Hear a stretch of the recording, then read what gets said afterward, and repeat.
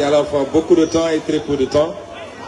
Nous étions ici à votre place avec d'illustres aînés, d'illustres professeurs comme le professeur Mary-Teuw Niane, ici présent et engagé à nos côtés pour la victoire finale le dimanche 24 mars 2024.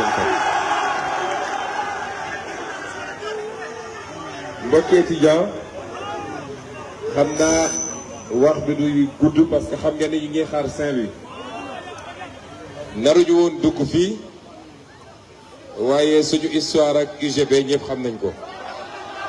Je peux même dire que tout a commencé ici à l'UGB. maa ngi essayé xàmme parce que tout a changé ici. Je crois que village am war a nekk fële. waaw c'était notre village, mais apparemment beaucoup de choses ont changé.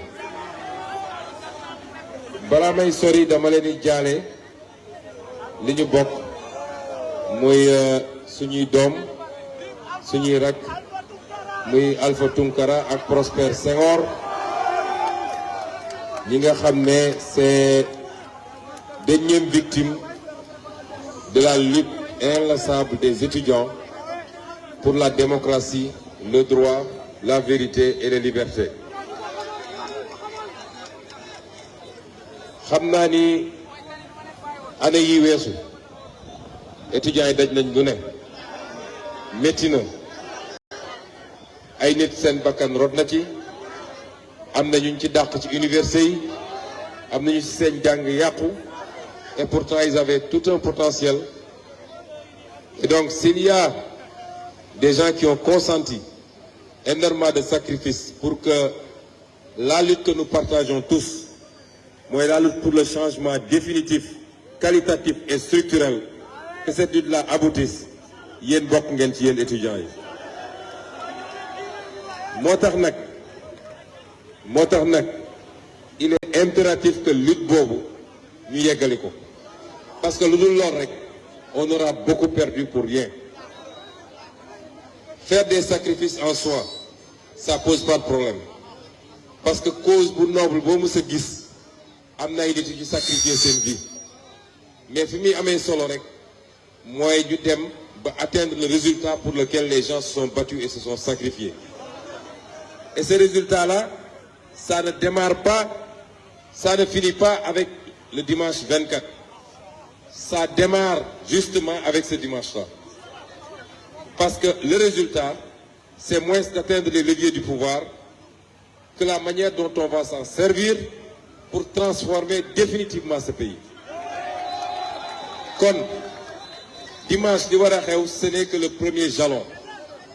Mais c'est un jalon important parce que balaa nga naan naam ne fa ñun suñu xalaat nu mu rafet suñu yéene ci yéen suñuy doom ak suñuy rakk nu mu yaatu bu ñu eggul fu ñuy jëlee décision yi on ne pourra jamais appliquer ces idées te benn yoon lay am par 5 ans parce que élection yi bëri na mais vous savez bien que l'élection la plus déterminante dans un système présidentialiste c'est l'élection du président de la République te bu amee dimanche bi balaa muy amaat 2029 la ñu jëm. Si on fait le mauvais choix, ce seront encore 5 années de souffrance. Déjà 5 années yi passées gis ngeen li ñu dund. Est-ce que vous êtes prêts à l'accepter? Moo tax il est impératif que dimanche bi li nga xam ne 1960 ba léegi ñu ngi koy raté ñu réussir ko dimanche bi. te loolu nag mi ngi jaar ci la responsabilité et le comportement de chacun d'entre nous. li ci gën a gàtt mooy il faut avoir sa carte d'électeur loolu mooy li ci gën a gàtt. Deuxième bi mooy il faut aller voter ñun nag ay opposants lañ suñu doole bëriwul mais on mettra à disposition des étudiants ci suñu doole fi mu toll des moyens de transport pour ngeen mën a dem voter ji.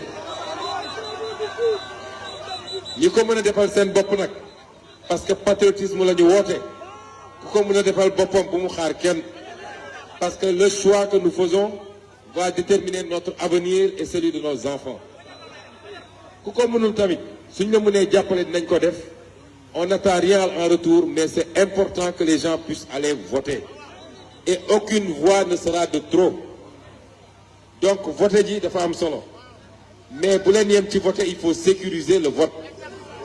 Et vous étudiants, da ngeen di benn composante parmi la jeunesse boo xam ne liñ la ràññale mooy peut-être seen jàng egg na foo xam ne ñu bëri seen jàng yeggut foofu.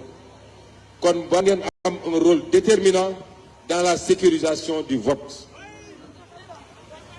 Loolu nee naa c'est le premier jalon.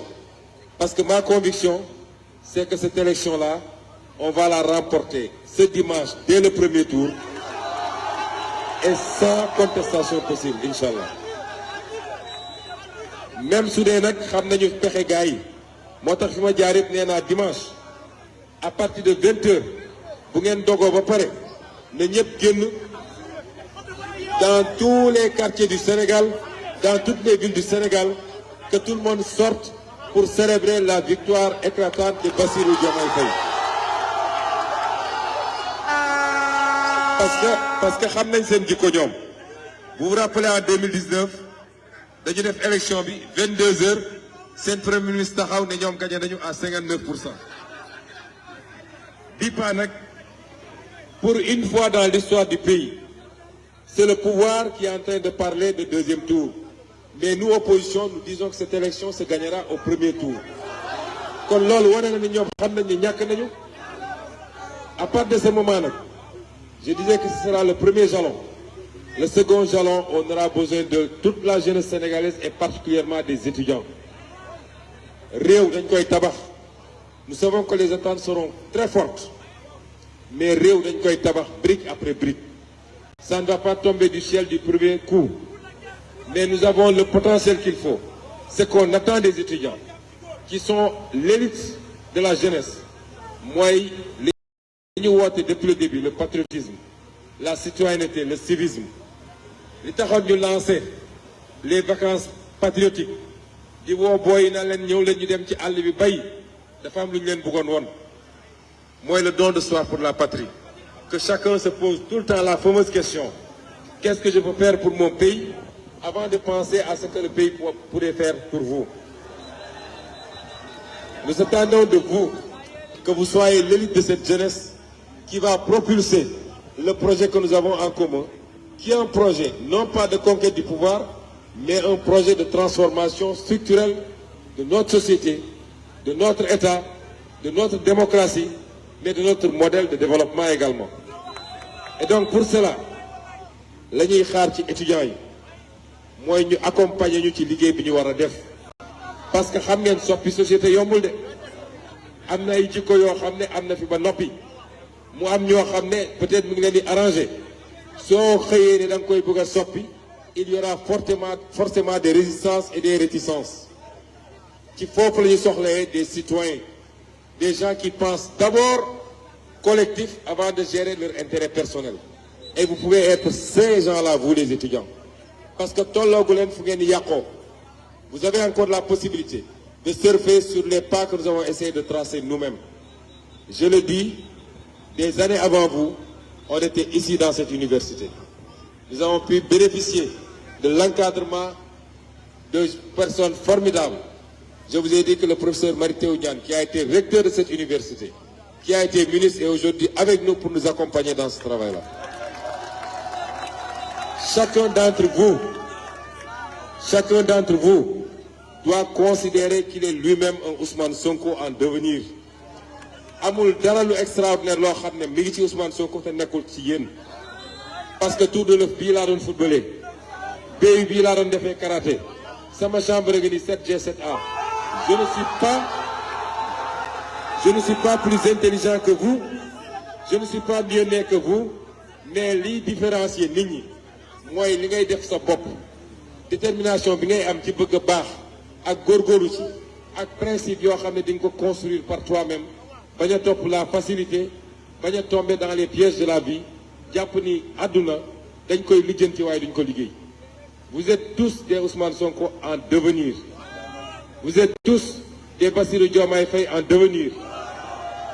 gëm leen seen bopp xam ni ce pays là yéen yéen a koy defar du ñun dañuy xàll rek mais yéen yéenay defar le pays et pour cela il faut que vous soyez avant tout des citoyens. Nous allons nous battre, nous, l'un des aspects les plus importants de notre programme. Ku fi ñëw di leen wax ni am na programme laaj leen ko leen rek. Un homme politique peut venir vous dire voilà ce que je ferai dans l'agriculture, la pêche, les infrastructures. Mais posez leen ko benn question bu simple. Sëñ bi avec quoi tu vas financer cela? Ku la mënul wax nu muy financer mënul liggéey réew mi. Et donc nous aurons besoin de citoyens pour régler définitivement la question du financement de notre économie, de notre développement. Ci lan on vous a tous annoncé que suñu ressources naturelles yi nga xam ne jaay nañ ko tayle nañ ko nous allons renégocier, nous allons récupérer ces ressources parce que ñoo ko gën a soxla ku ne. Mais loolu pour nga réussir ko tu as besoin d'avoir le peuple en bloc derrière toi. ñi ko def ñëpp seen peuple dañoo ànd ak ñoom. Et vous les étudiants, vous devriez comprendre ces enjeux-là, mais vous devez aller dans vos quartiers, parler à vos proches, à vos parents. Vous devez être les porte-étendards de ce combat qui est le combat le plus noble qu'on puisse mener. Parce que suñ ko deful, dans les 30 ans à venir, nous n'allons pas jouir de nos propres ressources naturelles, mais ce sera uniquement profitable aux intérêts étrangers. Et vous terminerez vos formations, vous serez là à chômer, vous allez faire des métiers pour lesquels vous n'avez pas été préparé. Chaque jour ma gis étudiant bu ma ne am naa master ceci am naa tel diplôme mais maa ngi nii Jakarta laa yor wala maa ngi def manœuvre ci benn chantier alors que le potentiel devait être orienté vers autre chose. Dinañ leen soxla pour ngeen waxtaan ak Sénégalais yi. Donc commencez à vous approprier du programme qui n'est pas le programme du candidat Bassirou Diomaye Faye mais qui est le projet que nous avons en commun ñun ñëpp bokk ko. Combien d'entre vous ont déjà lu ce programme-là? Je ne pense pas que bëri na. Prenez le temps. Baaraam yi jóg bëriwul. Non boy da ngeen di toppale. Lisez ce programme parce que vous, parmi la jeunesse, yéen a mun nañu jàppale. Portez ce programme-là, allez à la rencontre des Sénégalais pour leur expliquer. Je terminerai par vous dire. Je veux que vous croyiez à une chose. On peut faire de ce pays-là mieux que le Qatar, mieux que Dubaï, mieux que tous les pays cités en 20 ou 25 ans. Parce que potentiel bi am foofu yëpp am na fi te am na ñu am ñoom ñun te ñoom amuñu ko.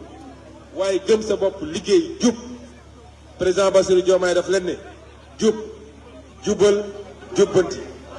Si on fait ça ensemble, on fera de ce pays-là un Eldorado boo xam ne léegi tubaab mooy xool ni muy émigré ñëw fii mais ce seront pas nos jeunes qui prendront les pirogues pour aller en Europe. mënuma guddal ci wax ji quand je suis ici je suis très ému mënoon naay fanaan fii di waxtaan ak yéen mais on nous attend à Saint-Louis. Nous ce qu'on veut c'est une victoire éclatante du président Bassirou Diomaye Diakhar Faye au premier tour. Diomaye mooy Sonko mooy Diomaye wasalaam. Salam alaikum. Bonsoir chers camarades étudiants. Comme vous le savez, nous avons été